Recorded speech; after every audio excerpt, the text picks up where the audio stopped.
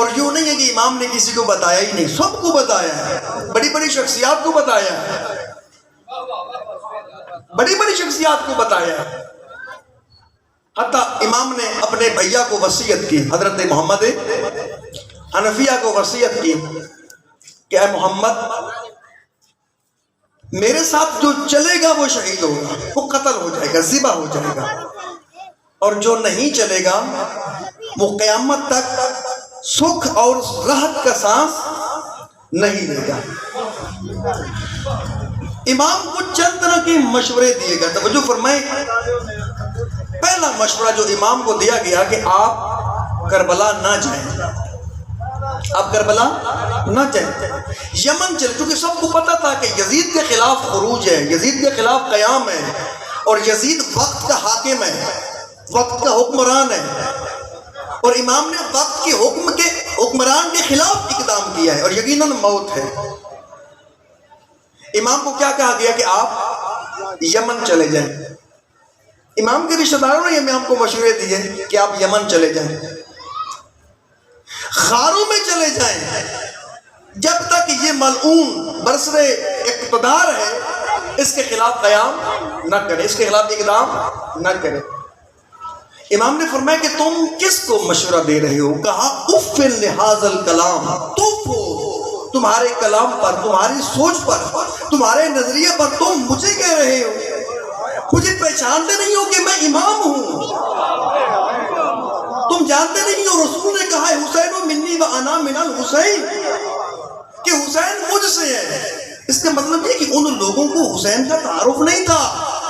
آپ کو پتا ہونا چاہیے کہ ہر امام نے اپنے میدان میں اپنا تعارف کرایا ہے۔ سید ساجدین نے کوفہ اور شام کے بازار میں اپنا تعارف کرایا ہے۔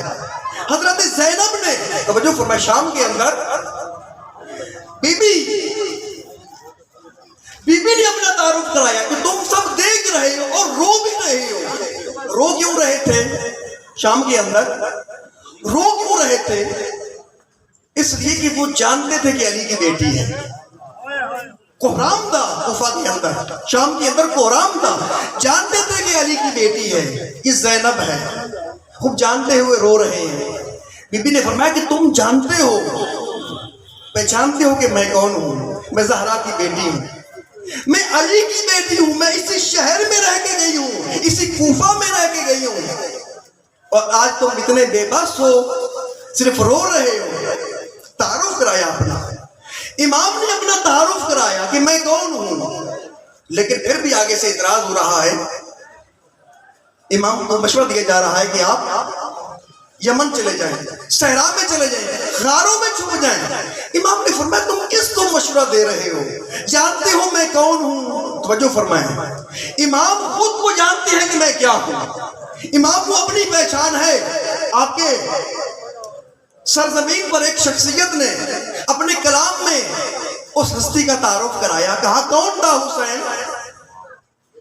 کون تھا حسین؟ وہ اجمیر کے رہنے والے بزرگ نے کیا خوبصورت کلام کہا، توجہ فرمائیں، لا الہ است حسین، بادشاہ است حسین، دین است حسین، دین پناہ است حسین۔ امام نے فرمایا کہ تم مجھے مشورہ دے رہے ہو، اور میں ان لوگوں کی پناہ گاہ ہوں، میں حسین پناہ گاہ ہوں۔ اگر حسین جو پناہ گاہ ہے اگر وہ کسی پناہ میں چلا جائے تو لوگوں کو کون پناہ دے گا؟ میں دین کی پناہ ہوں، میں اللہ کے دین کی پناہ ہوں، میں توحید کی پناہ ہوں، میں رسالت کی پناہ ہوں، میں ولایت کی پناہ ہوں، اور لوگ میری پناہ میں آئیں گے تو مجھے مشورہ دے رہے ہو کہ میں اور پناہ تلاش کروں۔ کہا کہ میں امام انسانیت ہوں، میں امام وقت ہوں، میں لوگوں کی پناہ ہوں، لوگوں نے میرے پیچھے چلنا ہے۔ دوستان عزیز، امام نے یہ تعارف کرا کر سرزمین مدینہ کو چھوڑا اپنے خاندان کے ساتھ۔ کتنے خاندان کے افراد امام کے ساتھ چلے، یہ تعجب انگیز اعداد و شمار ہے۔ مدینہ سے کتنے لوگ چلے امام کے ساتھ، مکہ سے کتنے لوگ چلے امام کے ساتھ؟ بہت بڑا سوال ہے۔ تاریخوں میں لکھا ہوا ہے کہ مکہ میں دوران حج امام نے کتنے ماہ قیام لوگ امام کے ساتھ چلتے ہیں. توجہ کریں, 2 لوگ مکہ سے امام کے ساتھ نکلتے ہیں. امام کون ہے؟ دین کی پناہ ہے, امام توحید کی پناہ ہے, اسلام کی پناہ ہے. لیکن امام کے ساتھ لوگ نہیں ہیں. امام دین کے مدافع بن کر دین کا دفاع کر کے اپنے پورے خاندان کو لے کے میدان میں جا رہے ہیں اور اپنے زمانے کے یزید کو للکارا ہے, جنگ کا آغاز کیا ہے اپنے شیعوں کو رہنمائی کرنے کے لیے, اپنے پیروکاروں کو بتانے کے لیے. لیکن ایک چیز کی کمی ہے کہ حسین کے لشکر میں, حسینی لشکر کو تشکیل دینے کے لیے کرداروں کی کمی ہے. بہت کم کردار حسین کے لشکر میں نظر آتے ہیں, بہت کم. اکبر جیسا کردار, عباس جیسا کردار, لیکن شیعوں میں وہ کردار نمایاں نہیں ہو رہا. کس چیز کی کمی ہے جو اس وقت بھی تھی اور آج بھی کمی ہے؟ آج ہماری نسل کو, مومنین کو, شیعہ کو کن کرداروں کی ضرورت ہے جو لشکر حسینیت کو آگے بڑھائیں؟ قافلہ حجاز میں ایک حسین بھی نہیں. اتنا بڑا قافلہ, اتنا بڑا لشکر, ٹاٹے مارتا ہوا سمندر لوگوں کا, لیکن اس قافلے میں ایک حسین بھی نہیں ہے. قافلہ حجاز میں ایک حسین بھی نہیں. گرچہ ہے تابدار کیسو دجلہ و فرات میں, کہا کہ لشکر یزیدیت, لشکر طاغوتیت وہ ٹاٹے مارتے ہوئے سمندر کی طرح ہے, لیکن حسین نظر نہیں آتا. اس لشکر میں حسین نظر نہیں آتا. وہ کردار کہاں سے آئے, وہ کردار کیسے ملے؟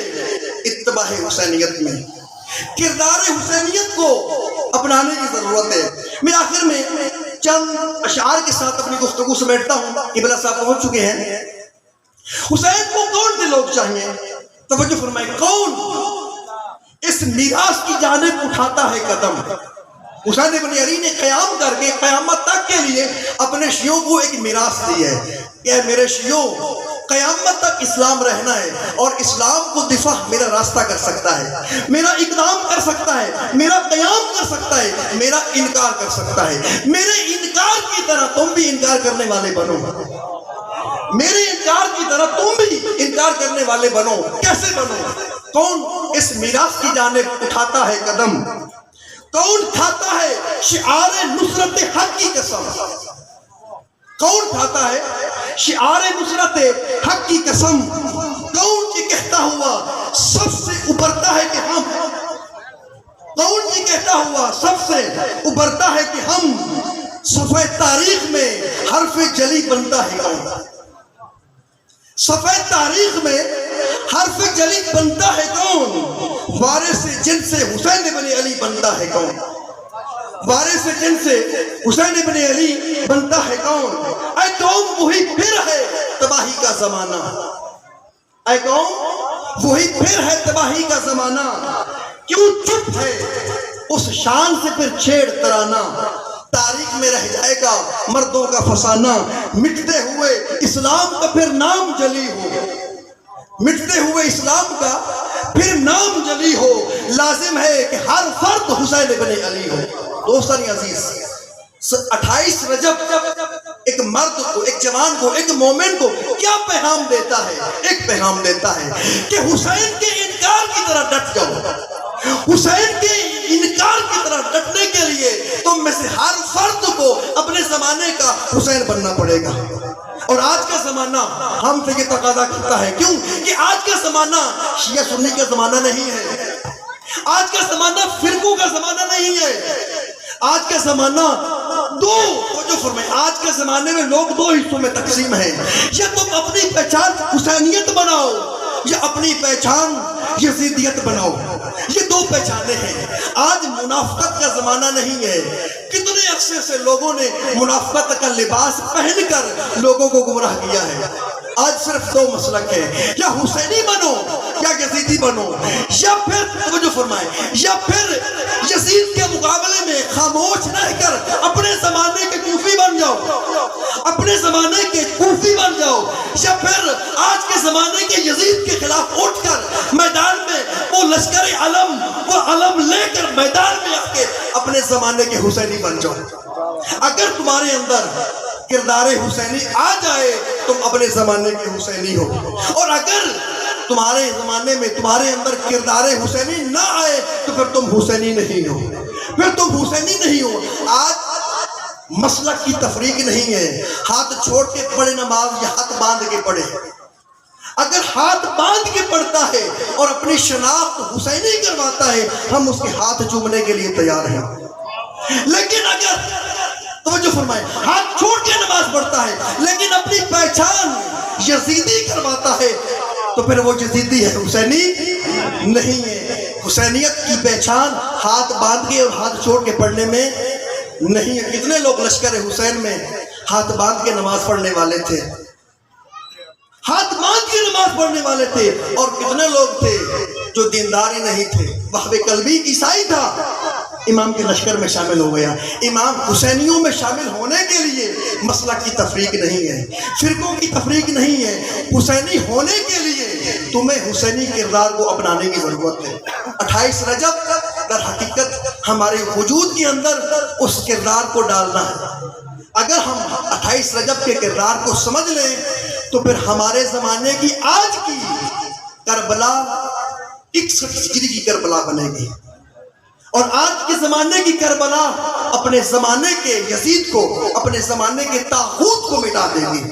28 رجب کا یہ پیغام ہے۔ اللہ تعالی ہم سب کو، کیونکہ وقت نہیں ہے، میری خواہش تھی کہ میں مصاب بھی پڑھوں، لیکن انشاءاللہ علامہ صاحب اس سلسلے کو آگے بڑھائیں گے۔ انشاءاللہ ہم سب کو پروردگار اپنے زمانے کا حسینی بننے کی توفیق نصیب فرمائے۔ السلام علیکم۔